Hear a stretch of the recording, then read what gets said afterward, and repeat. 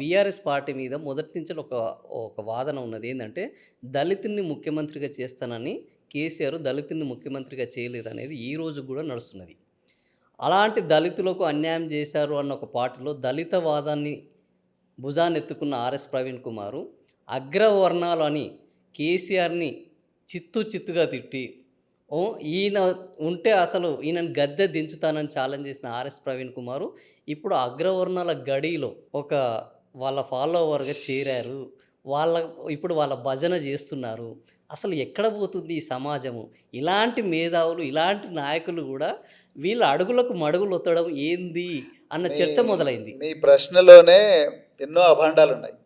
మొట్టమొదట మా ఈ ప్రశ్నలు మాత్రమే అబండాలు గాదు. నేను నేను ప్రజలకు వాళ్ళనుకుంటున్న విషయాలను మా ద్వారా చెప్పడమే. నేను నేను దళితవాదాన్ని మాత్రమే మోస్తాను, రాజకీయాల్లోకి రాలేదు. రాజకీయాలకు ఒక కొత్త నిర్వచనం ఇవ్వాలని వచ్చాను. రాజకీయాల్లో ఈ దేశంలో సాంప్రదాయకంగా వస్తున్న రాజకీయాలు ఏవైతే ఉన్నాయో ఆ రాజకీయాలు అనేవి దేశంలో ఉండే 90% మంది ప్రజలకు ఎలాంటి న్యాయం చేకూర్చడం లేదు.